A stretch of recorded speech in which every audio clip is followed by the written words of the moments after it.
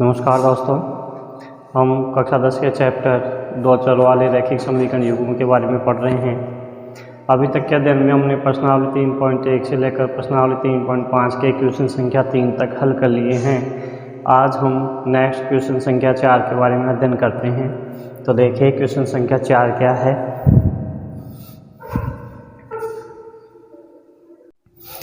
देखिए क्वेश्चन संख्या 4 है, एक छात्रावास के मासिक व्यय का एक भाग नियत है तथा शेष इस पर निर्भर करता है कि छात्र ने कितने दिन भोजन लिया है। जब एक विद्यार्थी ए को जो 20 दिन भोजन करता है 1000 रुपये छात्रावास के व्यय के लिए अदा करने पड़ते हैं, जबकि एक विद्यार्थी बी को जो 26 दिन भोजन करता है छात्रावास के व्यय के लिए 1180 रुपये अदा करने पड़ते हैं। नियत व्यय और प्रतिदिन के भोजन का मूल्य ज्ञात कीजिए। तो चलिए क्वेश्चन को हल करते हैं।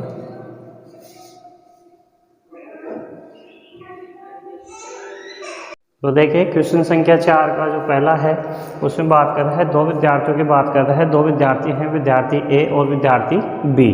ठीक है, तो दोनों विद्यार्थी का व्यय दे रखा है कि एक विद्यार्थी ए है जो 20 दिन भोजन करता है, उसका व्यय 1000 रुपये उसका कुल व्यय होता है। ठीक है, दूसरा विद्यार्थी बी है जो 26 दिन भोजन करता है और उसे 1180 रुपये चुकाने पड़ते हैं। प्रश्न हमसे पूछ रहा है कि छात्रावास का नियत व्यय और प्रतिदिन व्यय ज्ञात कीजिए। ठीक है, तो देखिए किस प्रकार से हल करते हैं इसको। सबसे पहले तो छात्रावास का नियत व्यय कितना है और प्रतिदिन व्यय कितना है वो हमें मानना पड़ेगा। तो हम मान लेते हैं कि माना कि छात्रावास का नियत व्यय x रुपये तथा प्रतिदिन व्यय y रुपये है। ठीक है, नियत व्यय तो कितना है x रुपये और प्रतिदिन व्यय कितना है y रुपये। तो हम पहले विद्यार्थी ए की बात करते हैं। तो देखिए विद्यार्थी ए की बात करते हैं, विद्यार्थी ए। ठीक है, तो विद्यार्थी ए कितने दिन भोजन करता है 20 दिन। ठीक है, तो देखिए प्रतिदिन व्यय कितना दे रखा है y रुपये। प्रतिदिन व्यय का मतलब हो गया कि एक दिन का उसे कितना चुकाना पड़ेगा y रुपये। तो 20 दिन के कितने चुकाने पड़ेंगे 20y। साथ ही इस 20y के अलावा उसे जो नियत व्यय है वो भी चुकाना पड़ेगा। तो विद्यार्थी ए को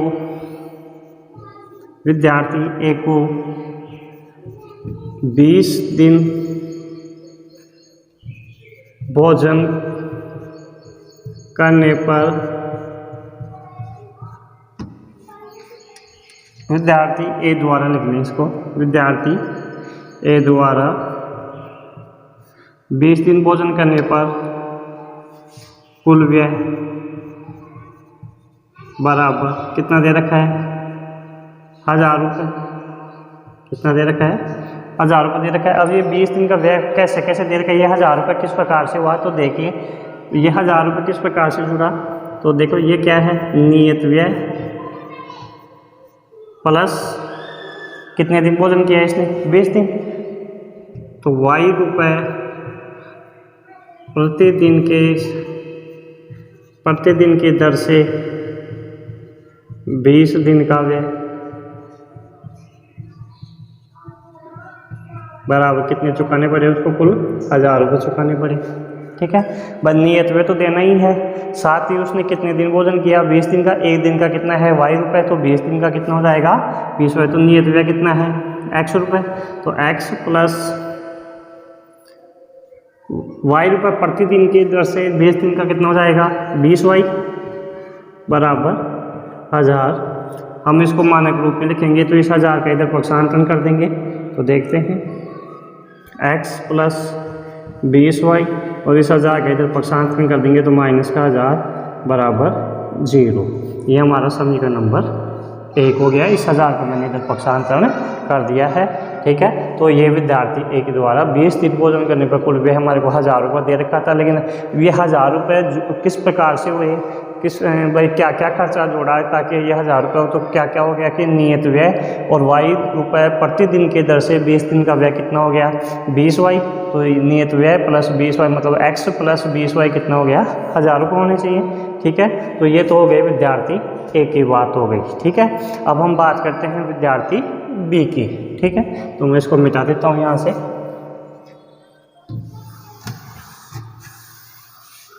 इसी में मैं थोड़ा सा चेंज कर देता हूँ बी के लिए। तो देखिए विद्यार्थी बी द्वारा 20 दिन बोल, विद्यार्थी बी कितने दिन कर रहा है 26 दिन। तो विद्यार्थी बी द्वारा 26 दिन भोजन करने पर कुल व्यय कितना है 1180 रुपये।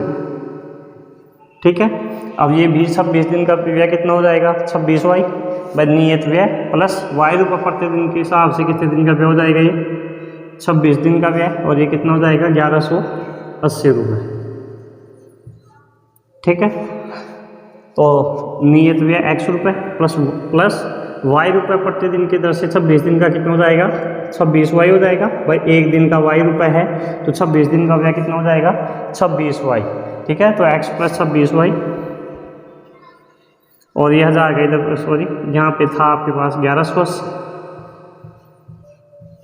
ठीक है, और यहाँ पे कितना हो जाएगा 1180 के बाद पहले पक्षांतरण कर देंगे ना, इधर प्लस का 1180 का इधर पक्षांतरण करेंगे तो माइनस का 1180 बराबर 0। ये समीकरण नंबर 2 हो जाएगा। तो जो विद्यार्थी ए का हमने पहले लिख लिया है, विद्यार्थी बी का क्या हो जाएगा कि विद्यार्थी बी द्वारा 26 दिन भोजन करने पर कुल व्यय कितना है 1180 रुपये। ठीक है, अब ये 1180 रुपये किस प्रकार से हुए, तो इस 1180 में नियत व्यय प्लस y रुपये प्रतिदिन की दर से 26 दिन का व्यय है। ठीक है, तो नियत व्यय तो x रुपये है और y रुपये प्रतिदिन की दर से 26 दिन का व्यय हो जाएगा 26y। तो इनको जोड़ दिया तो इनका जोड़ होना चाहिए कितना 1180 का इधर पक्षांतरण कर दिया तो ये माइनस का 1180 हो गया। इस प्रकार से आपको ये समीकरण नंबर 2 प्राप्त होता है। अब इन दोनों समीकरण से देखो, समीकरण एक क्या था, समीकरण एक क्या था आपके पास बताइए, x प्लस 20y माइनस 1000 बराबर 0। ये आपके पास समीकरण एक था। ये दोनों समीकरण हैं अपने पास। इन दोनों समीकरणों को हम बीजगणितीय विधि से हल करेंगे और x और y का मान ज्ञात करेंगे। अब देखिए मैंने एक शब्द बोला है बीजगणितीय विधि, तो बीजगणितीय विधि जो आपने पढ़ी है, बीजगणितीय विधि कौन कौन सी हैं, प्रतिस्थापन विधि, विलोपन विधि और वज्र गुणन विधि। इन तीनों विधियों में से किसी भी विधि द्वारा आप इन दोनों में से x और y का मान ज्ञात कर सकते हैं। ठीक है, तो देखिए मैंने ये दोनों समीकरण देख रहा हूँ। इन दोनों समीकरणों में एक चीज़ मेरे को दिख रही है कि यहाँ जो पहला समीकरण है इसमें x का गुणांक कितना है 1, और समीकरण 2 में भी x का गुणांक कितना है 1। और विलोपन विधि क्या कहती है कि यदि x और y के ये x और y में से किसी भी एक चर में गुणांक समान हो तो विलोपन विधि से हम उसको हल कर सकते हैं। ठीक है, तो यहाँ दोनों समीकरणों में से देखिए, यहाँ x का गुणांक कितना है 1 और इसमें भी x का गुणांक 1 है। तो दोनों समीकरणों में x के गुणांक समान है, तो इसे कौन सी विधि से हल करना उपयुक्त रहेगा, विलोपन विधि से। ठीक है, तो विलोपन विधि से हल करते हैं इसको। तो समीकरण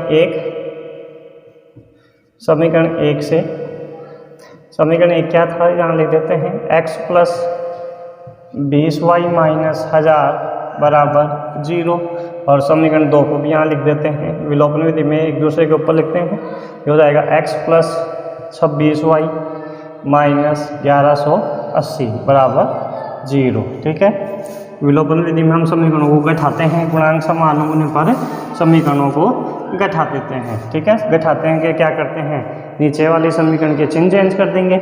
ये प्लस का है तो माइनस हो जाएगा, ये प्लस का है तो माइनस, और ये माइनस का है तो प्लस हो जाएगा। ठीक है, ये एक x में से एक x घटाया 0 हो गया।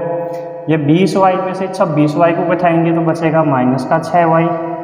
ठीक है, और 1180 प्लस का है, 1000 माइनस का है, तो 1180 में से 1000 को घटाएंगे तो बचेगा 180 बराबर 0। ठीक है, यहाँ से माइनस 6y बराबर कितना हो जाएगा, इस 180 का पक्षांतरण कर देंगे इधर तो माइनस का 180 हो जाएगा। ठीक है, y बराबर हो जाएगा माइनस 180 और माइनस है यहाँ गुणा में है, तो यहाँ हो जाएगा माइनस का 6। ठीक है, माइनस है यहाँ गुणा में था, पक्षांतरण करेंगे तो भाग में हो जाएगा।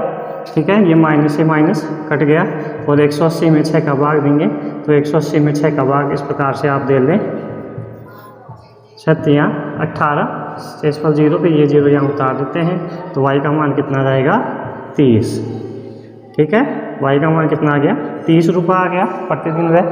ठीक है, अब x का मान ज्ञात करते हैं। y बराबर 30 समीकरण 1 में रखने पर, y बराबर 30 समीकरण 1 में रखने पर, ठीक है, ये y बराबर 1 हम समीकरण 1 में रखेंगे तो देखिए ये x प्लस 20 और y की जगह हम रख देते हैं 30 माइनस 1000 बराबर 0। ठीक है, तो x प्लस 20 को हम 30 से गुणा करते हैं तो आएगा आपके पास कितना 600 माइनस 1000 बराबर 0। x ये 600 में से 1000 को घटाएंगे तो माइनस का 400 बचेगा बराबर 0। ठीक है, तो ये मैं यहाँ लिख देता हूँ x माइनस 400 बराबर 0। 400 का जब पक्षांतरण कर देंगे तो x बराबर कितना हो जाएगा 400 रुपये। ठीक है, अब x किसको माना था आपने नियत व्यय को और y किसको माना था प्रतिदिन व्यय को, तो हम यहाँ लिख देंगे अतः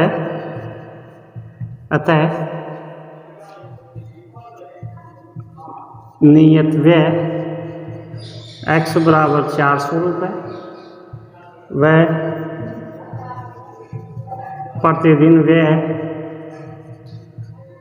y बराबर कितना हो जाएगा, y का मान जो है आपके पास 30 रुपये। ठीक है, ये हमारे आंसर हो जाएंगे। ठीक है, तो इस प्रकार से इसको चौथे के पहले क्वेश्चन को हम हल करते हैं। चलते हैं नेक्स्ट क्वेश्चन की ओर।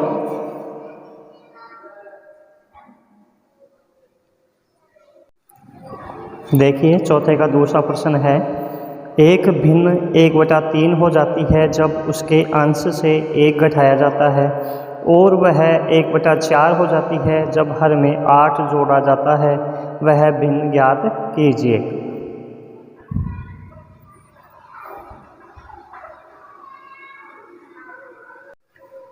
तो देखिए चौथे का दूसरा प्रश्न है। इस दूसरे प्रश्न में एक भिन्न के बारे में बताया गया है। ठीक है, प्रश्न कहता है कि यदि भिन्न के अंश में से 1 घटा दिया जाए तो वह भिन्न 1/3 हो जाती है। ठीक है, और यदि उस भिन्न के हर में 8 जोड़ दिया जाए तो वह भिन्न क्या हो जाएगी 1/4 हो जाती है। ठीक है, तो वह भिन्न में अंश होता है वो हर होता है, अंश में 1 घटाते हैं तो वो भिन्न क्या बन जाती है 1/3, और यदि हर में 8 जोड़ दिया जाता है तो वह भिन्न क्या हो जाती है 1/4। हमें भिन्न ज्ञात करनी है। ठीक है, तो सबसे पहले तो भिन्न ज्ञात करने के लिए हमें उस भिन्न का अंश और हर कुछ मानना पड़ेगा। ठीक है, तो देखिए हल माना कि भिन्न का अंश, माना कि भिन्न का अंश x व हर y है। ठीक है, भिन्न का अंश तो x है व हर कितना है y है। तब प्रश्नानुसार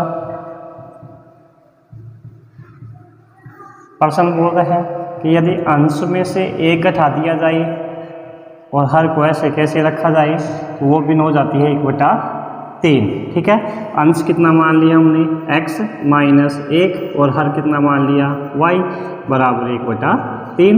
वज्र गुणा करते हैं और इसको वज्र गुणा करते हैं इस प्रकार से वज्र गुणा।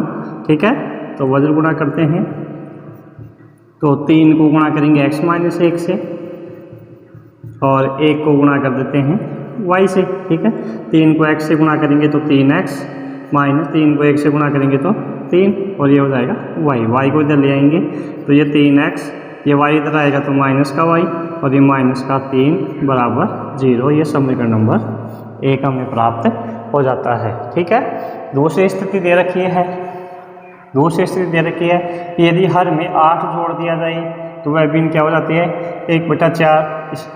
यहाँ लिख देते हैं इसी प्रकार। अंश तो ऐसे कैसे रखें, अंश बटा हर में 8 जोड़ दिए जाएंगे तो वो भिन्न हो जाएगी 1/4। अब अंश को हमने x मान रखा है और हर को हमने y मान रखा है, तो यहाँ अंश की जगह हम रख देंगे x बटा हर की जगह रख देते हैं y प्लस 8 बराबर 1/4। ठीक है, दोनों ही LHS और RHS में दोनों में भिन्न आ रही है। ठीक है, बटा में आ रही है तो हम वज्र गुणा कर लेते हैं। वज्र गुणा में x को हम गुणा करेंगे 4 से तो ये हो जाएगा 4x, और 1 को y प्लस 8 से गुणा करेंगे तो y प्लस 8। पक्षांतरण कर देंगे इधर तो 4x, y को इधर लाएंगे तो माइनस का y, 8 इधर आएगा LHS में तो माइनस का 8 बराबर 0। ये समीकरण नंबर 2 प्राप्त हो गया। ठीक है, अब समीकरण 1 और 2 आ गया तो अब हल करेंगे इनको। भाई हम कौन सी विधि से हल करें, तो सबसे पहले तो हम बात करते हैं, सबसे आसान विधि है विलोपन विधि। यदि विलोपन विधियाँ है आप देखिए, विलोपन विधि अगर प्रयोग कर सकते हैं तो विलोपन विधि से हल करते हैं। तो देखिए विलोपन विधि के लिए क्या होता है कि जो चर x और जो y होते हैं उनके किसी भी समीकरण, दोनों समीकरणों में या तो x के गुणांक समान होने चाहिए या y के गुणांक समान होने चाहिए, या तो x के गुणांक समान होने चाहिए या y के गुणांक। तो चलिए देखते हैं, समीकरण 1 में x का गुणांक 3 है और समीकरण 2 में x का गुणांक 4 है, तो ये तो समान नहीं है। ठीक है, फिर देखिए y का समीकरण 1 में y का गुणांक -1 है और समीकरण 2 में y का गुणांक -1 है। यहाँ समीकरण 1 और 2 में दोनों में y का गुणांक -1 ही आ रहा है, समान है, दोनों में y का गुणांक समान है। यहाँ y का गुणांक -1 है और समीकरण 2 में भी y का गुणांक -1 है, तो हम विलोपन विधि का प्रयोग कर सकते हैं। ठीक है, तो विलोपन विधि द्वारा हम x और y का मान निकालेंगे। दोनों समीकरण में दे रखे हैं, मैं मिटा देता हूँ इसको। और विलोपन विधि ठीक है, तो समीकरण 1 को यहाँ रख देते हैं। समीकरण 1 है आपके पास 3x माइनस वाई माइनस 3 बराबर 0, और समीकरण 2 है 4x माइनस वाई माइनस 8 बराबर 0। ठीक है, विलोपन विधि के लिए इनको बैठा देते हैं। ये प्लस का है तो माइनस, माइनस का है तो प्लस, चिन्ह बदल देते हैं। ठीक है, नीचे वाले समीकरण के 3x में से 4x घटाएंगे तो माइनस का 1x बचेगा, ये माइनस का 1y, ये प्लस का 1y, तो ये कैंसिल हो जाएगा। -3 और ये 8 प्लस का है तो 8 में से 3 घटाएंगे तो प्लस का 5 बचेगा बराबर 0। 5 का इधर पक्षांतरण कर देते हैं RHS में तो -x बराबर 5 का पक्षांतरण RHS में करेंगे तो माइनस का 5। अब ये माइनस से माइनस कैंसिल हो गया तो x बराबर बच गया आपके पास है 5। x का मान कितना आ गया 5। अब ये जो x बराबर 5 आया है इसे हम समीकरण 1 या 2 किसी में भी रख सकते हैं। मैं यहाँ समीकरण 1 में रख के y का मान ज्ञात कर लेता हूँ। तो यहाँ लिख देते हैं x बराबर 5 समीकरण 1 में रखने पर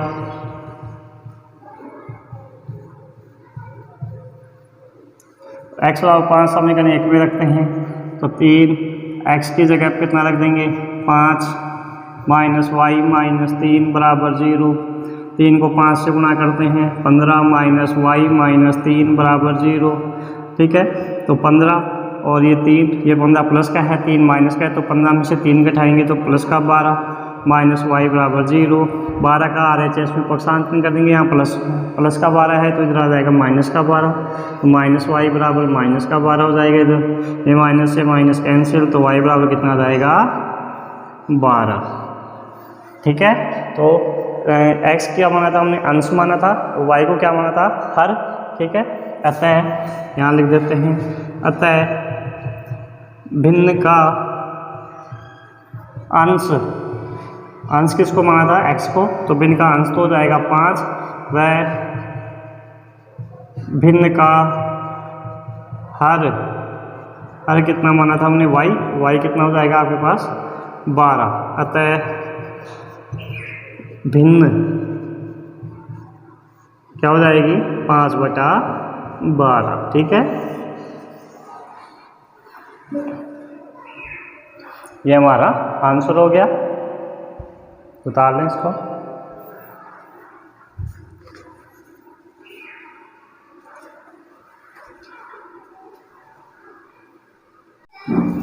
देखिए नेक्स्ट क्वेश्चन संख्या 3, चौथे का 3। क्वेश्चन तीसरा है, यश ने एक टेस्ट में 40 अंक अर्जित किए। जब उसे प्रत्येक सही उत्तर पर 3 अंक मिले तथा अशुद्ध उत्तर पर 1 अंक की कटौती की गई। यदि उसे सही उत्तर पर 4 अंक मिलते तथा अशुद्ध उत्तर पर 2 अंक कटते तो यश 50 अंक अर्जित करता। टेस्ट में कितने प्रश्न थे?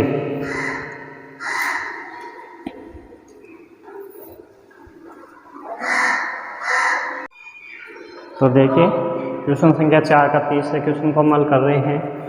तो देखिए क्वेश्चन संख्या 3 में हमें दे रखा है कि एक विद्यार्थी है जिसका नाम यश है, ठीक है। तो एक टेस्ट दिया उसने और टेस्ट में उसने कुल 40 प्राप्तांक प्राप्त किए, ठीक है। 40 नंबर उसने प्राप्त किए।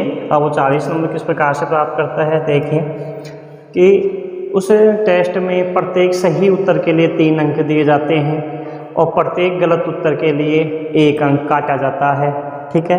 अंक काट रहा है इसलिए मैंने यहाँ माइनस का चिन्ह लगा दिया। माइनस का मतलब है कि ये अंक कटेगा, मतलब 1 अंक कम हो जाएगा प्रत्येक गलत उत्तर के लिए, ठीक है। तो अब यहाँ अपने पास प्रश्नों की संख्या पता नहीं है कि उसने सही उत्तर कितने दिए, गलत उत्तर कितने दिए, लेकिन ये पता है कि एक सही उत्तर का 3 अंक मिलता है और एक गलत उत्तर का 1 अंक कटता है। उसने 40 अंक कुल प्राप्त कर लिए। अब दूसरी कंडीशन इसमें दे रखी है कि यदि एक सही उत्तर का उसे 4 अंक मिलते और एक गलत उत्तर का 2 अंक कटते तो उसके कुल प्राप्तांक कितने होते? 50। तो कुल प्रश्नों की संख्या ज्ञात कीजिए, ये प्रश्न में पूछा गया है। तो सबसे पहले तो इस प्रश्न में हमें पता होना चाहिए कि यश ने कितने सही उत्तर दिए और कितने गलत उत्तर दिए, ठीक है। तो मैं मान लेता हूँ कि माना कि यश ने सही x प्रश्नों के सही उत्तर दिए और y प्रश्नों के गलत उत्तर दिए, ठीक है। हल, माना कि यश ने x प्रश्नों के सही उत्तर दिए, x प्रश्नों के सही उत्तर दिए व y प्रश्नों के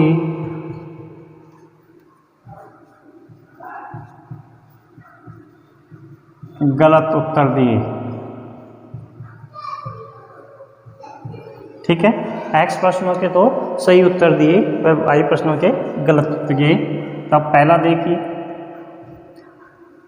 तो 3 सही प्रश्नों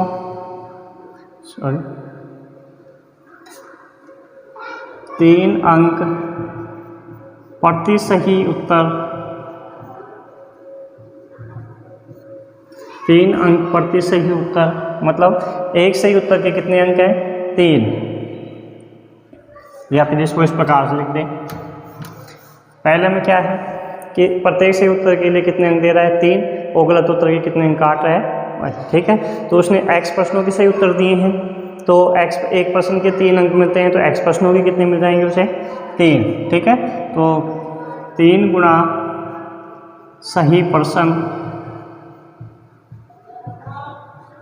प्लस, अब देखो -1, ठीक है। गलत उत्तरों के नंबर कटेंगे, ठीक है। तो -1 गुणा गलत प्रश्न, और उसने कुल कितने अंक प्राप्त कर लिए? 40, ठीक है। तो 3 गुणा सही प्रश्न कितने हैं? x प्लस -1 गुणा गलत प्रश्न कितने हैं? y, बराबर 40। तो 3x, ये प्लस और माइनस का y हो जाएगा बराबर 40। 40 का इधर प्रश्नांकन कर देंगे तो 3x माइनस वाई माइनस 40 बराबर 0। ये समीकरण नंबर 1 आ जाएगा, ठीक है। इसको फिर से समझ लीजिए कि अपन ने मान लिया कि यश ने x प्रश्नों के सही उत्तर दिए हैं और y प्रश्नों के गलत उत्तर दिए हैं। सही प्रश्नों के उसका एक प्रश्न का 3 अंक है, तो x प्रश्नों के कितने अंक हो जाएंगे? 3x, ठीक है। और एक प्रश्न का 1 अंक कटता है, तो y प्रश्नों के कितने अंक कट जाएंगे? y अंक। अब जो अंक कट गए उनको हम किस में लिखेंगे? माइनस में लिखेंगे। तो ये हो जाएगा 3x माइनस वाई। और कितने अंक प्राप्त किए हैं उसने? 40 अंक। तो यहाँ बराबर में 40 आ गया, ठीक है। दूसरी जो स्थिति है उसमें प्रत्येक सही उत्तर के 4 अंक हैं, तो x प्रश्नों के कितने हो जाएंगे 4x, तो 4 गुणा सही प्रश्न प्लस, अब गलत प्रश्न के लिए कितने अंक काटेगा 2 अंक, तो यहाँ पे माइनस का 2 काट रहा है इसलिए -2 लिख रहे हैं, ठीक है। -2 गुणा गलत प्रश्न बराबर कितने अंक प्राप्त किया उसने 50, ठीक है।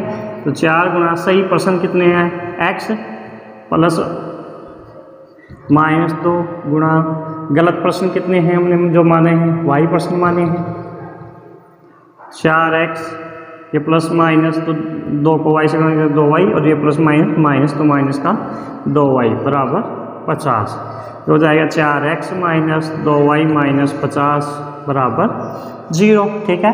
इन सब में से देखिए हम 2 कॉमन आ रहे हैं, तो यहाँ से 2 को कॉमन निकाल लेते हैं, तो यहाँ से 2 बैलेंस निकाल लिया, तो यहाँ बचेगा आपके पास 4 में 2 का भाग देंगे तो 2 बचेगा 2x, आगे -2 में 2 का भाग दिया तो 1y बच जाएगा, -50 में 2 का भाग दिया तो 25 बच जाएगा बराबर 0। 2 का इधर पक्षांतरण कर देंगे, 2 यहाँ गुणा में है, यहाँ भाग में चला जाएगा ऐसे, और 0 में 2 का भाग देंगे तो कितना जाएगा 0, ठीक है। तो 2 का इधर पक्षांतरण कर देंगे तो ये 0 हो जाएगा, ये हो जाएगा 2x माइनस वाई माइनस 25 बराबर 0, ठीक है। ये हमें समीकरण नंबर 2 प्राप्त हो गया, ठीक है। समीकरण 1 और समीकरण 2 हमें प्राप्त हो गए हैं। अभी समीकरण 1 और समीकरण 2 को हम हल करेंगे बीजगणितीय विधि से। तो बीजगणितीय विधियाँ 3 हैं अपने पास, प्रतिस्थापन विधि, विलोपन विधि और वज्रगुणन विधि। तो देखिए, यदि दोनों समीकरणों में x या y में से किसी का भी गुणांक समान है तो हम इसे विलोपन विधि से हल करते हैं। तो देखिए, यहाँ x का गुणांक 3 है, यहाँ x का गुणांक 2 है, तो ये तो समान नहीं है। फिर यहाँ y का गुणांक -1 है, इस समीकरण में y का गुणांक भी -1, दोनों में y का गुणांक समान है। समीकरण 1 और 2 में y का गुणांक समान है, तो हम इसे विलोपन विधि से हल करते हैं, ठीक है। तो मैं मिटा देता हूँ इसको।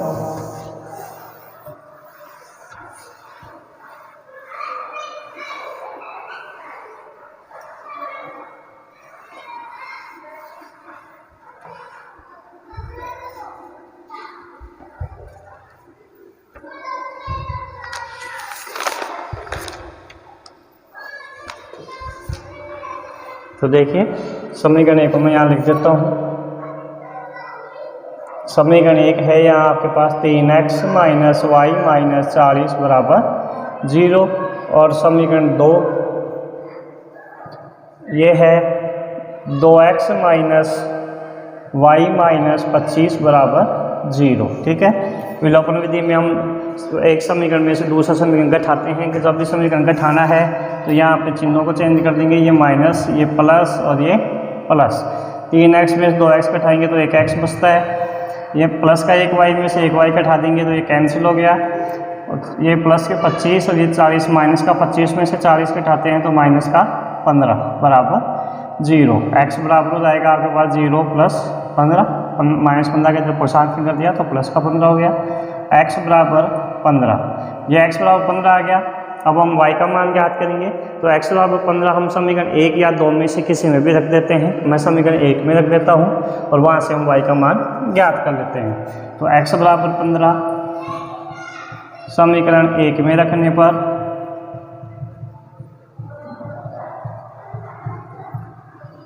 x बराबर 15 समीकरण 1 में रख देते हैं, तो 3x के स्थान पर हम रखेंगे 15 माइनस वाई माइनस 40 बराबर 0। 3 को 15 से गुणा करते हैं तो 45 माइनस वाई माइनस 40 बराबर 0। 45 ये प्लस का 45, ये 40 माइनस 45 में से 40 घटाएंगे तो प्लस का 5 माइनस वाई बराबर 0। 5 का इधर पक्षांतरण कर देंगे तो ये माइनस वाई बच जाएगा, इधर 5 का इधर पक्षांतरण करेंगे तो माइनस का 5, माइनस से माइनस कैंसिल हो जाएगा तो वाई बराबर 5 बच जाएगा, ठीक है। तो x का मान 15 आ गया, y का मान कितना आ गया 5, ठीक है। तो x किसको माना था हमने, सही प्रश्नों को माना था, तो यहाँ लिख देते हैं अतः सही प्रश्नों की संख्या, अतः सही प्रश्नों की संख्या x बराबर 15 व गलत प्रश्नों की संख्या